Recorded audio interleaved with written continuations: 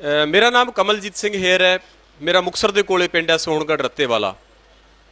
मैं एक वकील सी, वकालत करता सी ते वकालत मेरी चंगी वधिया वकालत सी। लख 1.5 लाख रुपए महीने का कमा रहा सी। 2000 तो लैके 2013 तक मैं वकालत की है।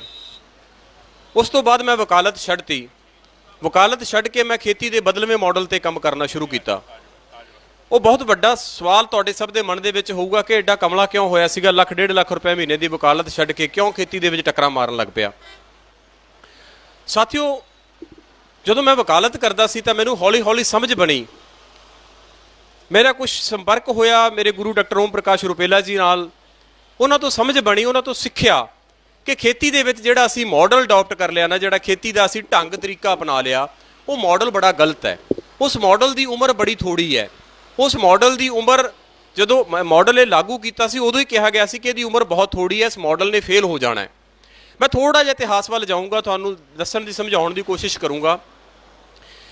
जो मेरा दादा खेती करता सी तां खेती का साडा एक मॉडल हुंदा सी, आत्म निर्भर मॉडल। मेरा दादा बहुत तरह दी फसलां बीजदा सी।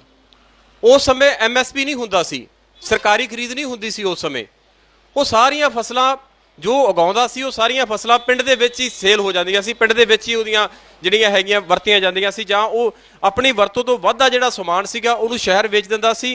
पर वो बाजार लई खेती नहीं करदा सी।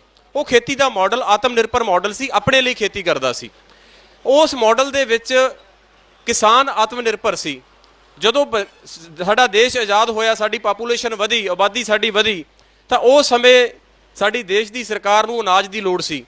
तां उदों ये देश की सरकार साडे कोले चल के आई, साडे पंजाब दे किसान दे कोल, कि हुण तूं खेती अपने लिए ना कर, हुण तूं खेती बाजार दे लई कर। तां खेती का एक नवां मॉडल लैके आंदा। उस मॉडल दे विच किसान नूं कहा गया कि हुण तूं दो ही फसलां बीजणीआं, झोना बीजना ते कणक बीजना है। ये दोनों फसलों के नाल असी तेरी सरकारी खरीद करांगे, असी तैनूं MSP देवांगे। तो MSP का कॉन्सैप्ट दिता गया, खेती का वो कैमिकल मॉडल लिया गया। वो मॉडल जो लिया उदों ही बड़े एक्सपर्ट बंदियां ने कहा कि मॉडल की उम्र थोड़ी है, मॉडल फेल हो जाना है। पर उदों सरकारां नूं अपनी लोड़ सी, अपनी जरूरत सी, तो उदों किसी दे ना सुनी तो ये मॉडल लै आंदा।